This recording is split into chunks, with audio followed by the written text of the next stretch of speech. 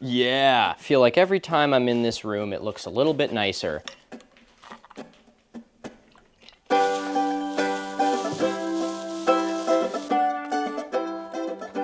A little better. The year is 2018, and you are sitting on the floor of a partly excavated room in the legendary city of Pompeii. Through the ancient walls, you can faintly hear your digmates playing Havana on a Bluetooth speaker. You are part of a dig led by archaeologist Massimo Ossana, and you are working at a site called Regio V, a previously unexcavated section of the ancient city. The ruins that you are working in were once a residential home that had been undergoing a renovation at the time of Vesuvius's cataclysmic eruption. As you work, you come across a graffiti tag scrawled across an unfinished wall. This is not unusual for Pompeii, which is filled with ancient graffiti, but as you stop to translate it, you stop dead, because what this graffiti says shouldn't even be possible. Not too confident in your Latin translation capabilities, you call your colleagues from the other room. As they gather around you, squinting at the faint markings on the wall, a murmur spreads as they read it for themselves. Sure enough, this graffiti bears a date. A date nearly 2 months after the city of Pompeii was supposed to have been destroyed by the eruption of Mount Vesuvius. The implications of this discovery were massive and supported what many archaeologists had been speculating for years, that the widely accepted eruption date for Mount Vesuvius, dating back to eyewitness accounts 2,000 years ago, is wrong. Howdy friends, my name is Milo Rossi, and today we'll be exploring the clues left behind in the ruins of Pompeii that suggest that the city was not destroyed until 2 months after previously thought.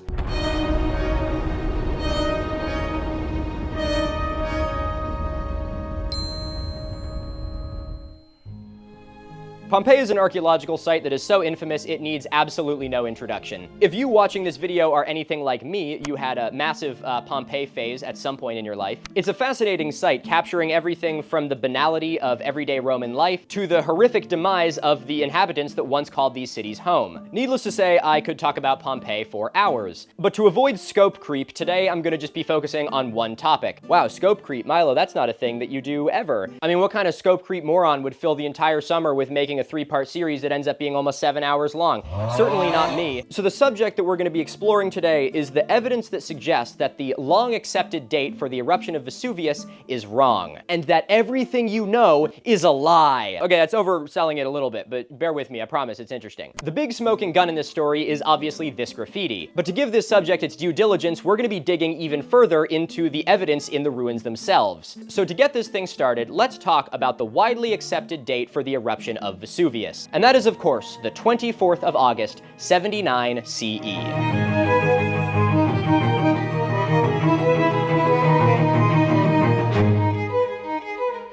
I'd be willing to bet that every single time you have heard a date given to the eruption of Vesuvius, it has been the exact same one. August 24th, 79 CE. This date has been repeated in textbooks and websites and documentaries, and admittedly with fairly good reason. That's because this August 24th date comes from the only surviving primary source of the eruption of Vesuvius. That is a first-hand account of a guy that actually watched it happen. The alleged author of this August 24th date is Pliny the Younger. His letters, written 20 years after the eruption to the Roman historian Tacitus, have become an invaluable resource in learning about the destruction of Pompeii. On the day of the eruption, Pliny the Younger was in the Roman port city of Misenum, a settlement on a peninsula on the north end of the Bay of Naples. Pliny the Younger was there with his uncle, confusingly named Pliny the Elder. I feel like it would make more sense if that was like his dad, but I don't know, I guess his uncle works too. Whatever. Pliny the Elder was the admiral of the Roman navy based out of Misenum. And from this location, both of the Plinys and all of the other people of this town had a clear line of sight across the bay to the eruption of Vesuvius. After the eruption began, Pliny the Elder actually rallied the Roman navy to do a rescue mission to the small town of Stabiae. It was a heroic act for an admiral to take, and many of the men on this rescue mission, including Pliny the Elder himself, paid the ultimate price, with Pliny the Elder allegedly asphyxiating on noxious gas on the beach while trying to rescue people from the town. Back across the bay in Misenum, Pliny the Younger watched the chaos unfold. In his letters, he describes the catastrophe that he witnessed. The stampede of people evacuating, how roofs and buildings were crushed under the immense weight of an ashfall, and how panicked citizens were struck down by debris as they fled the chaos. Pliny the Younger even recorded the shape of the eruption, describing it like an umbrella pine, pretty similar to what we would today refer to as a mushroom cloud. This is the very first written account of this type of eruption, and because of this, in the modern modern world of volcanology, they have been dubbed a Plinian eruption in his honor. But the most important piece of information to this story from these letters is that Pliny the Younger gives us a date, claiming that the eruption began on August 24th, 79 CE at around 1 o'clock in the afternoon. But the ruins of Pompeii, Herculaneum, and the lesser-known settlements of Stabiae and Boscariale are littered with fragmentary evidence that suggests that this date is incorrect, and the relics of everyday life frozen in time offer us tantalizing clues to the true date of the eruption. So before we get into the forensics, let's talk about the most overwhelming piece of evidence, and that is, of course, the Regio V graffiti.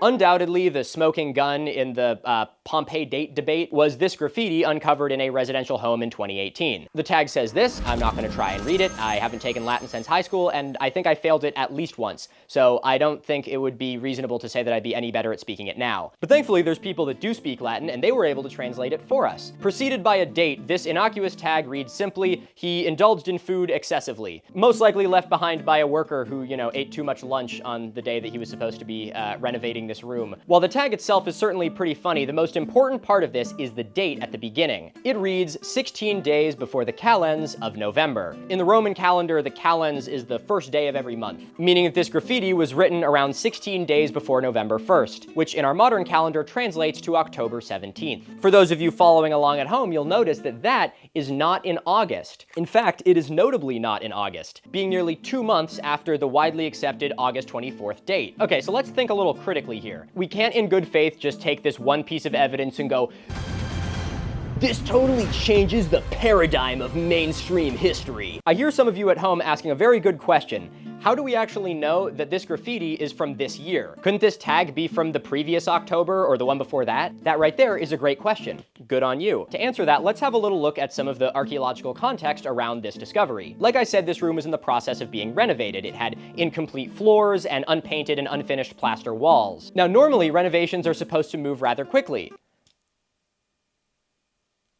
Or something. All that is to say, a room being renovated is in flux. If this graffiti was found in a finished room, it could be much older. But graffiti found in a room that is actively under construction is pretty concurrent. Our next clue comes from the fact that the graffiti is written with charcoal dust. It's absolutely a great writing aid, but it's very fragile. It wipes off easily and likely would have deteriorated in just a couple months if it was just left exposed to the elements. So due to both the active construction context it was found in and this sort of ephemeral material it was written in, it's reasonable to suggest that the graffiti was buried very shortly after being written. Since there's no debate at all that the eruption occurred in 79 CE, it is more than likely that this piece of graffiti is referring to October 17th of 79 CE. Now this is pretty convincing, but again, we can't just take this one piece of evidence and go, "Yeah, we're out here destroying the dogmas of big academia." Archaeology is like, who fucking knows what's out there? Because you haven't searched everything. Yeah, I'm a third eye open free thinker. I'm willing to take one piece of evidence that I really like and disregard a mountain of evidence that I don't.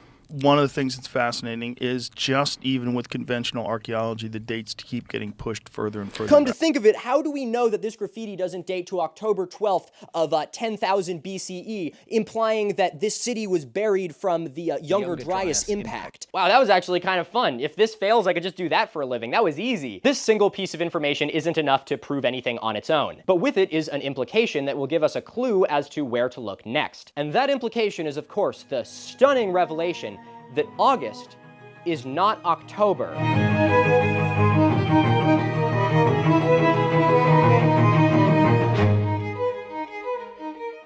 This may come as a shock to you, so sit down, but August and October are very different from one another. I know, I warned you. You can't say I didn't warn you. As obvious as that may seem, understanding the differences between these two months and seasons is crucial for us to understand where we even need to look next to find more evidence to support this claim. Writing on a wall is great, but it's not nearly enough. We need physical evidence of a season frozen in time. Milo, what the hell are you talking about? Isn't archaeology supposed to be about bones and treasure hunting? Why are you talking about seasons? But stick with me, I promise. It's interesting. You and I together will figure out what October is. I think the best way to illustrate my point here is by showing you guys something that I've never shared with you before, and that is the fact that I can bend space-time. I want you to picture a place that you're very familiar with. Maybe it's your hometown, or where you live now, or where your university was. Somewhere that you know at all times in the year like the back of your hand. Now I want you to imagine what that place is like in August. Boom! You're there. Ugh, yeah, all in a day's work. I know the first time can make your head spin a little bit, but once you get up off the ground,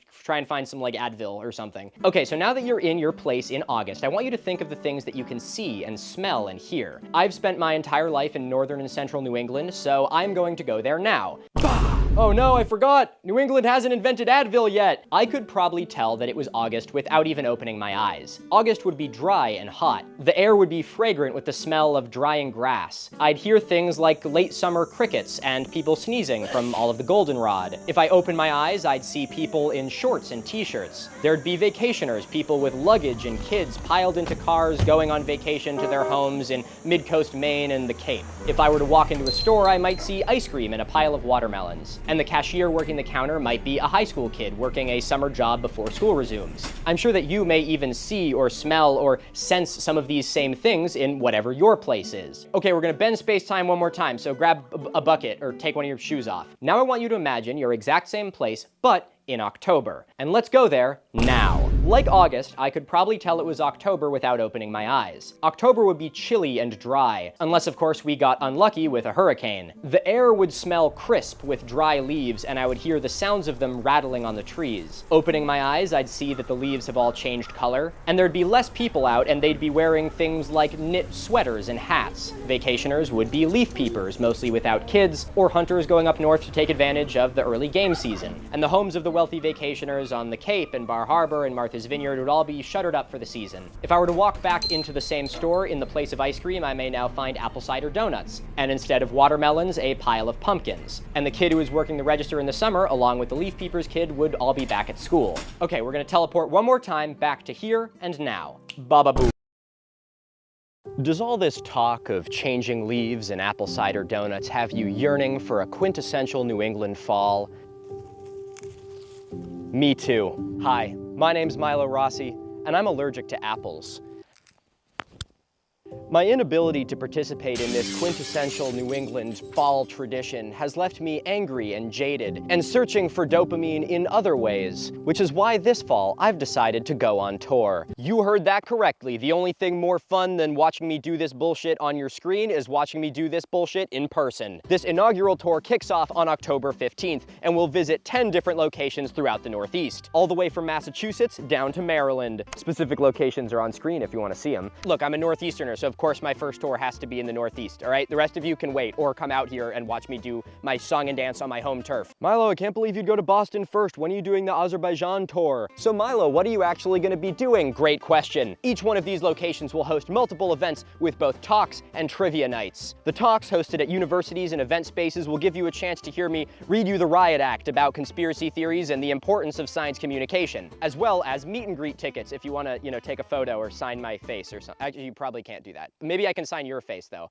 I'll have to ask my manager. But Milo, what about the trivia nights? I'm getting to that. Give me a second. If you're the kind of guy or gal that wants to flex your intellectual and trivia muscles, well, I got the opportunity for you. The trivia nights will be 21 plus events held in breweries where you can create teams of 1 through 6, and I will MC a trivia night where I'm gonna just grill you with a bunch of bullshit. Win some prizes, make new friends, drink some beer. There'll also be a very special stop at the Vance & Leathers factory in Fall River, Massachusetts. You may know them as the sponsors of the Dark Roots tour and the designers of my beautiful riding suit. Here we're looking to do some factory tours and a sort of different talk, as well as, without giving too much away, if you're a big fan of this jacket design, you should try and make it to this. All of the stops from talks to trivia will be stacked with some exclusive merch for this event, as well as meet and greet and signing opportunities. Again, your face, potentially. Can't make any promises on that one. If you bring me a skin-safe marker, I'll see what I can do. If this sounds like something that you're interested in, you're in luck because tickets are on sale now. And the link to that is in the description. Now, I have a hunch that these venues are gonna fill up pretty quickly, so don't wait on this. Oh, and we also have a specific merch design for each location. These were also done by my wonderful partner, and you guys do not wanna know how much time she spent doing this, but the t-shirts with these custom designs for each location are on sale now. We will not be stocking these at each event to avoid making way more product than we actually need. So for whatever location you plan on joining for, you can get the t-shirt for that now, and that way you'll be ready to rep the colors when you walk through the door. Oh, and another fun little one sort of connected to the tour is on October 2nd, I am going to be back in Ohio, where I will be doing a fundraising event for the Newark Ceremonial Earthworks with none other than the Dr. Brad Lepper. There'll be a meet and greet and some Q&As with him and I and some other stuff like that. So if you live closer to Ohio than to the Northeast and still want to do something fun,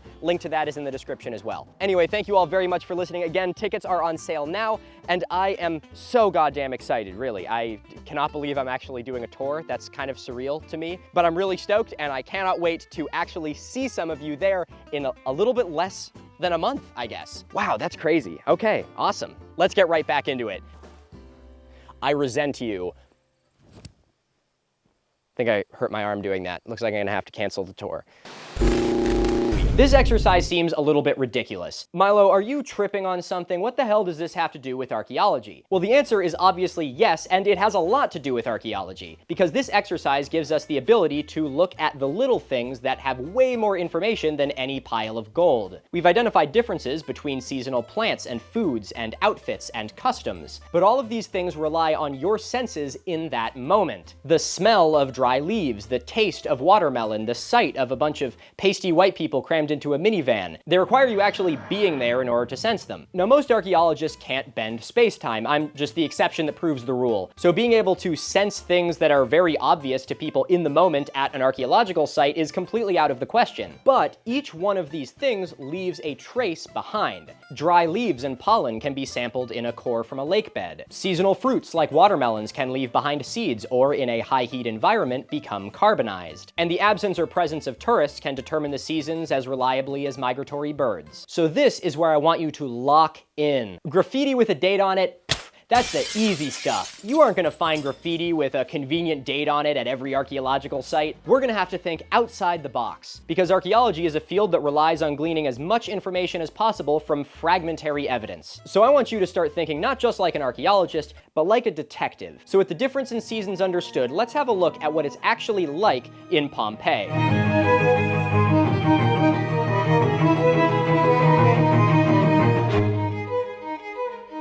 We just made the groundbreaking discovery that places have different weather at different times of the year. I used New England as an example. You used your hometown of Dubuque, Iowa. I hope that got someone. Yeah, I see you sitting on your couch there. I know, I can see you. I can see you right through the screen. I'd say I'm in your walls, but I'm not. You couldn't pay me to be in Dubuque, Iowa. But Pompeii is nothing like either of these places. It's obviously a Mediterranean climate, which is pretty different from what most of us temperate folk are used to. It's located in central southern Italy near the Bay of Naples. And why don't you look at this? It's a climate graph. We can see that while August is one of the driest months, October is one of the wettest, with August having less than an inch of rain and October sometimes having more than 5 inches. August is also the hottest month, averaging around 77 degrees Fahrenheit. And October is a little bit more chilly, averaging about 65 degrees Fahrenheit. It doesn't really snow much in this part of the world, and so life is sort of divided into the cooler, wetter season and the hotter, drier season. And these seasons dictated the lives of the people in Pompeii in many ways. But let's start with the most obvious, and that is, of course, food.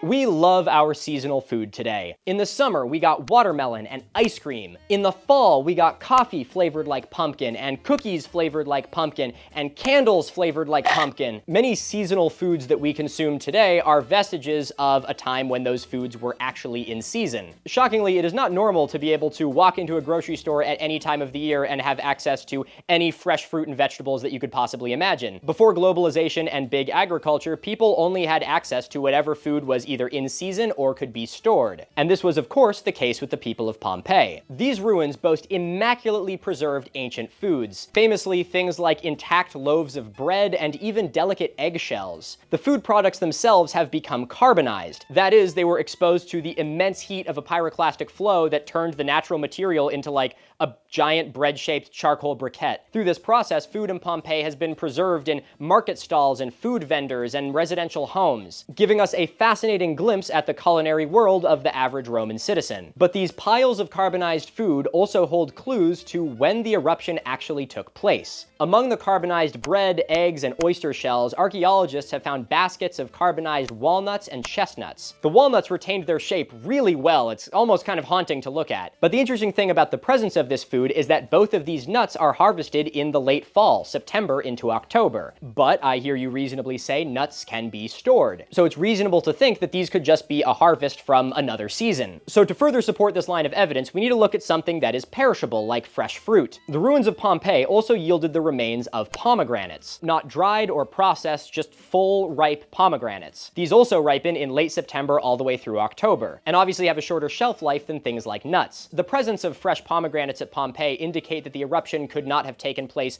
before the harvest season, when there would have been no fresh pomegranates, and that it couldn't have taken place much after the harvest season, where there would also be no fresh pomegranates. A similar piece of supporting evidence comes from the classic Italian staple, wine. Oh my god, I'm not drinking anything. What is wrong with me? It's 4:23 p.m. It's 5 o'clock somewhere. It's 5 o'clock in like the coast of Nova Scotia or something like that.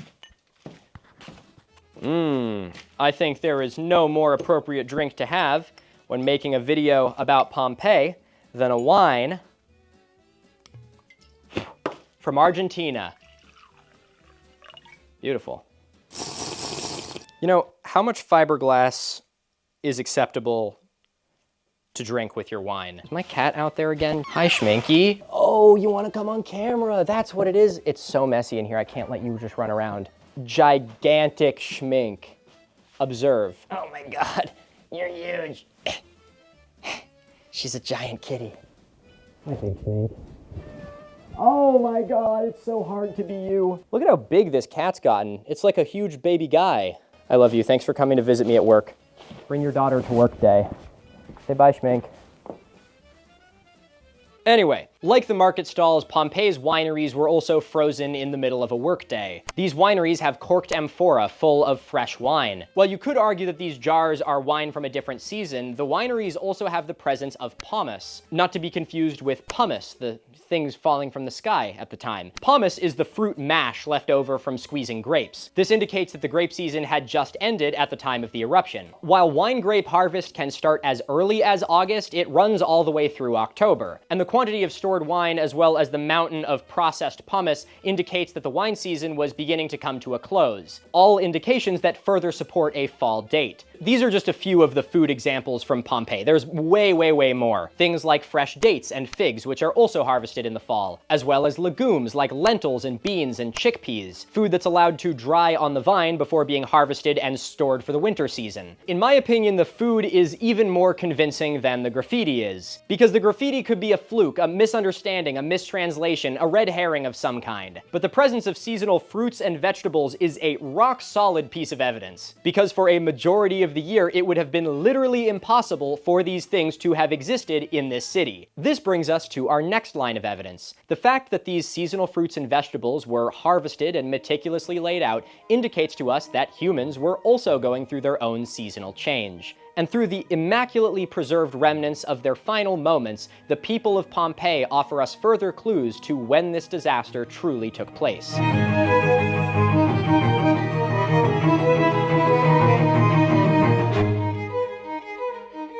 As we discussed while I was bending space-time, people have their own seasonal cycles. We talked about things like beachgoers and leaf peepers, and how our diets and customs and clothing all changes with the seasons. Unsurprisingly, the people of Pompeii were no different. And if we take a moment to look, we'll see that the ruined streets of Pompeii are littered with evidence that the residents were beginning to transition into the colder months. The cities of Pompeii and Herculaneum mostly had working economies, but being beautiful seaside towns, they also had a tourist economy, just like modern seaside towns do today. Excavations in this area have yielded the ruins of some of the most luxurious vacation villas in the entirety of the Roman Empire, many of them owned by Rome's elites who would travel down here for vacation in the summers. Some of these villas include the House of the Faun, the Villa of Mysteries, and the Villa of the Papyri, the latter of which served as the inspiration for the Getty Villa Museum in California. While absolutely spectacular, many of these villas were empty at the time of the eruption. Most of them lack any sort of personal effects, and some even had personal items like furniture gathered gathered together and neatly stored in one room. A few of these vacation homes were also undergoing renovation at the time of the eruption, a process that the owners would probably only want to happen when they weren't actually there. Along with this, most of the villas are more or less devoid of any bodies. All lines of evidence that reasonably suggest that the eruption took place after the summer tourist season had ended and the owners of these vacation homes had returned to Rome. But the year-rounders that remained in these cities also show signs of the seasons changing. Some of the buildings have yielded ornate metal braziers, big bowls that could be moved from room to room, filled with charcoal and set on fire as sort of like a giant space heater. We saw a moment ago how hot it gets in the summer in this region, so it's safe to say that there would be absolutely no need for these in August. The evidence of cold weather is even supported by the remains of the residents themselves. The bodies from Pompeii are some of the most recognizable in the world of archaeology. Because these victims were buried under ash, when their natural material decayed or was burned away, it left behind a cavity in the rock. Cavities which could then be filled with plaster in order to get not just bones, but a full cast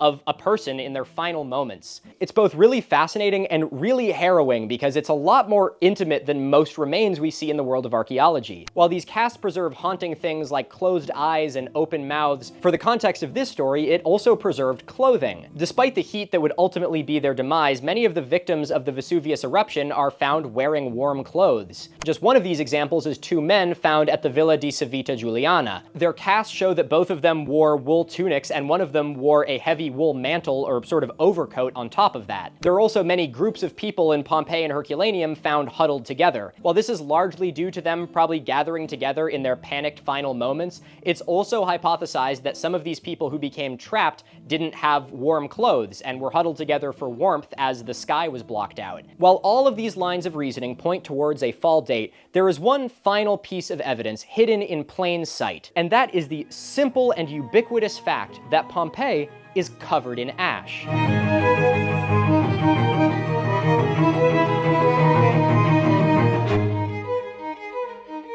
The thing that makes Pompeii so spectacular is not just that it was destroyed by a volcano, but that it was completely buried. Amazingly, it was by a complete stroke of bad luck that Pompeii was even buried at all. The eruption itself took place over the course of about 2 days. The initial eruption on day 1 began at around noon, and it sent up a superheated column of pumice and ash 10 to 20 miles into the sky. Because of how hot it was, this column remained buoyant in the atmosphere. Downwind of the eruption, ash and pumice began to rain down at a rate of around 6 inches an hour. During this stage of the eruption, around 80% of the residents of Pompeii were able to escape, but those that stayed behind for whatever reason slowly became trapped as the ash began to reach 10 feet deep. The first casualties in Pompeii were not from superheated pyroclastic flows. They were from buildings collapsing on those sheltering within from the weight of the ash on top. In the early morning of the second day, the ashfall had begun to slow. Survivors may have taken this as a sign that the horror was over and began to poke their heads outside, but the cause was that the superheated column of ash had begun to cool, and as it cooled, it lost its buoyancy in the atmosphere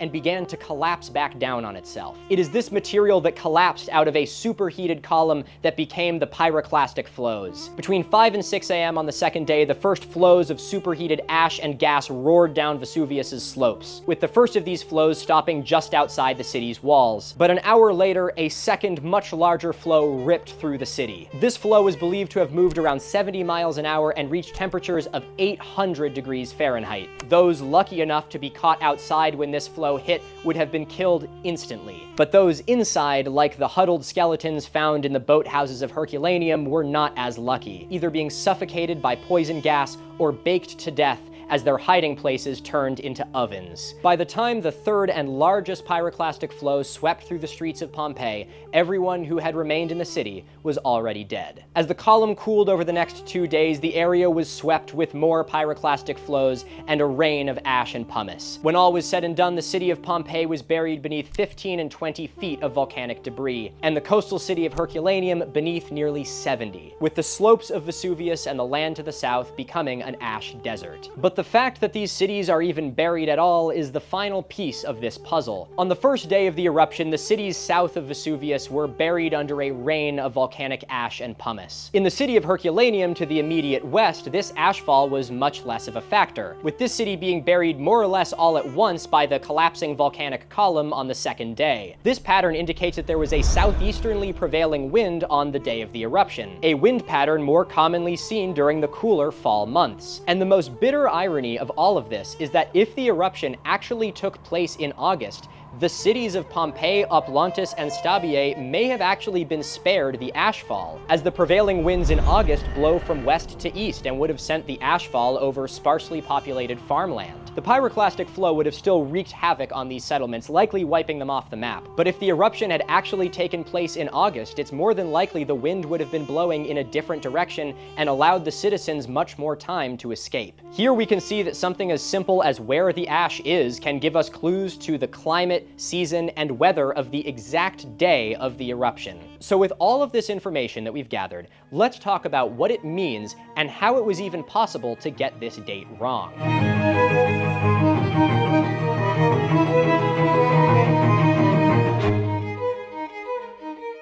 We have discussed a lot. Graffiti, clothing, weather, everything. But with all of this, we've compiled compelling supporting evidence to challenge the August date. But I have to ask, how was it even wrong in the first place? I mean, it comes from like a first-hand account after all. Shouldn't that be pretty reliable? Like I said earlier, Pliny the Younger's account was written almost 20 years after the eruption. Now, I don't doubt that he wrote the wrong date when he was writing this. This was probably an immensely traumatizing event, so I'm sure it was burned into his mind. So I think it's much more likely that this incorrect date comes from it going through multiple translations. We obviously no longer have Pliny the Younger's original writings. Instead, we have all the information we do from various translations of his work. Many of these, dating back to the medieval period, record the date as being the 9th day before the calends of September, or the 24th of August. But there's other translations from the Renaissance period that give a date in November, or simply don't give a date at all. And this is where we need to be discerning. First-hand accounts are some of the most valuable resources we have as historians, but it's always worth taking them with a grain of salt, especially when they've been translated for hundreds to thousands of years. Because given enough iterations and languages, translations can turn into a game of broken telephone. So while much of the information in Pliny the Younger's texts can be corroborated with archaeological evidence,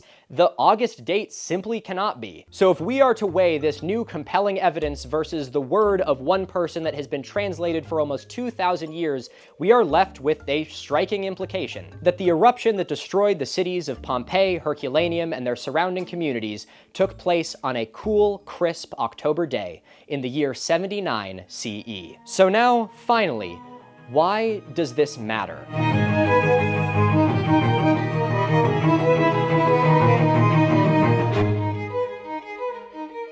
I don't blame you if you look at this and think that this tiny change is more or less inconsequential. What does it matter if it happened on August 24th or October 24th? Does that really change much of anything? I think that this story is important for a few reasons. Firstly, and most simply, it can inform us on interpreting future sites. Paleoecology and climatology are crucial elements of understanding archaeological context, and studying disasters, weather patterns, and climate can help shed a lot of light on ancient sites as well as inform the crises we deal with today. Another reason why this is important is it's a great exercise in thinking critically and thinking like a scientist. It highlights that through scientific research, we're constantly able to learn more. We don't have to just accept a claim at face value, we can actually research it, and that hard evidence is much more important than just someone's word. It also illustrates that ancient texts are not always the most immaculate source of information. All of us are a bit guilty of treating ancient texts like scripture, sometimes quite literally, and we have to find a balance between just taking their word for it and the evidence right in front of us. Like I said, a lot can be lost in translation. There's that great joke about, archaeologists trying to interpret the English language, hundreds or thousands of years from now, and how on paper they'd probably interpret horseplay and pony play as meaning the same thing, even though they most definitely do not. What I'm getting at is that nuance is often lost through translation, so it's important that we take them with a grain of salt. This story is also an excellent opportunity to share how archaeology is often like a forensics case, and that the true wealth of an archaeological dig is very rarely from jewels or gold. The most important discoveries to be made are from piles of ash and ancient seeds and the clothing on long-forgotten remains. While all of these are reasons that this story matters, I believe that there is one reason that eclipses all of them, and that is that it tries to honor the true story of this event. It is very easy for us to look at these plaster casts like they're some kind of artifact, a sculpture or reproduction that someone made, nameless, faceless shapes that sort of spark a morbid curiosity in us. But the reality is that every single one of these plaster casts was a person exactly like you and I. They had families and they had dreams. They drank wine and ate dates and wrote their names on the wall. They laughed and cried and felt joy and boredom and disappointment and every feeling in between. Today, all that we have of those dreams and aspirations and memories of entire lives are hunks of plaster and brains turned to glass. As romantic as the story of Pompeii is today, the reality is that these people's final moments were horrifying. It is impossible to imagine the fear that they felt as they saw hell rip through the sky on a clear October morning, or the acceptance that they reached in their final moments as suffocating, scorching death thundered down the mountainside. Today, their final moments are told only by bones, some encased in plaster, frozen in time. Some of them are in groups, huddled together for shelter. Others of them are families, men and women protecting their children, doors barricaded with furniture in a futile attempt to protect the only thing that's important. There are a few that are in pairs, friends, lovers, strangers brought together by the end of the world, or a master and servant made united and equal in the face of death. And finally, some by themselves. Someone's friend, someone's child, someone's love, someone who spent their final moments on this earth alone as the world caved in. Looking at the rough face in a cast or the hollow sockets of a skull makes it hard to see the people that they were. They may have spoken a different language or held different beliefs and were born at a different time, but they were us. Archaeology is filled with facts about lost civilizations and figures of bones and burials. And while to a degree science needs to leave emotion at the door to remain objective,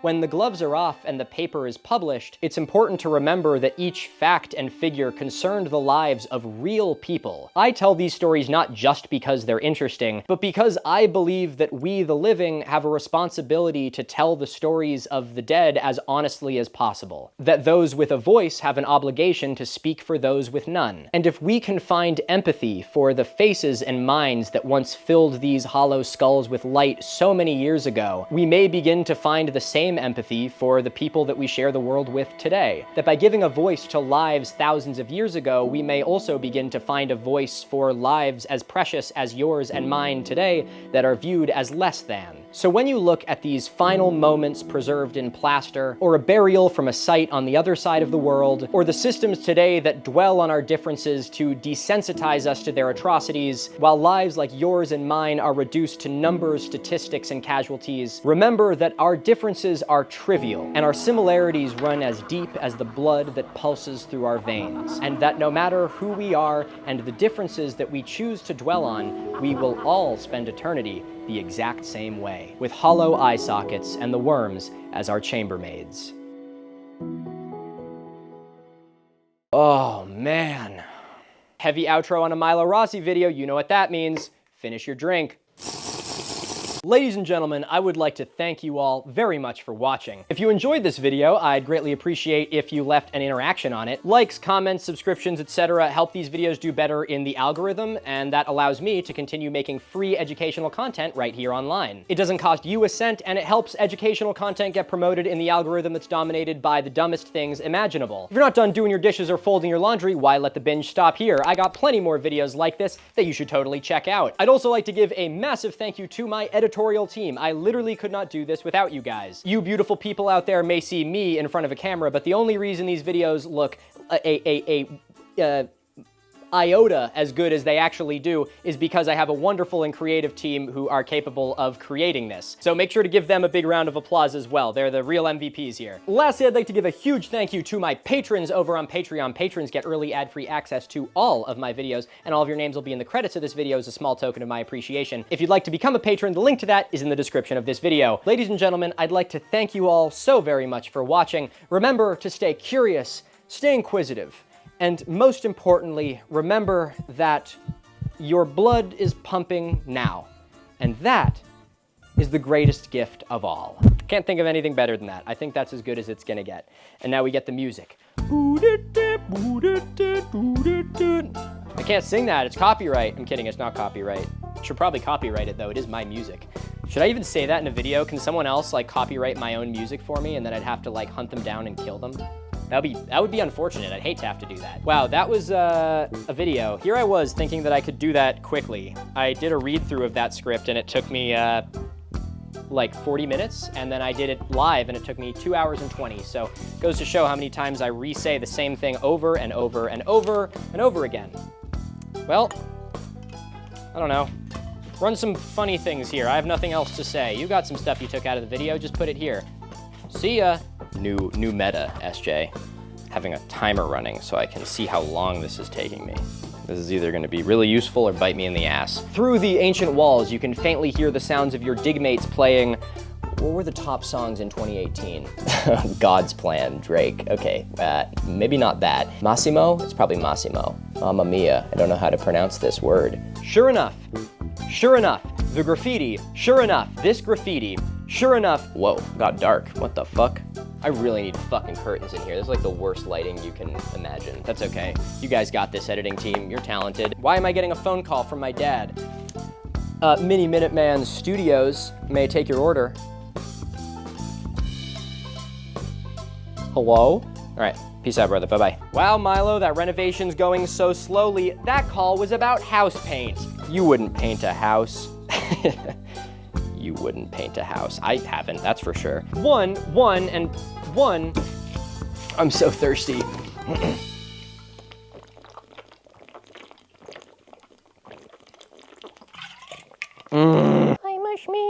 I'm a schminky, my name is a schminky schmink.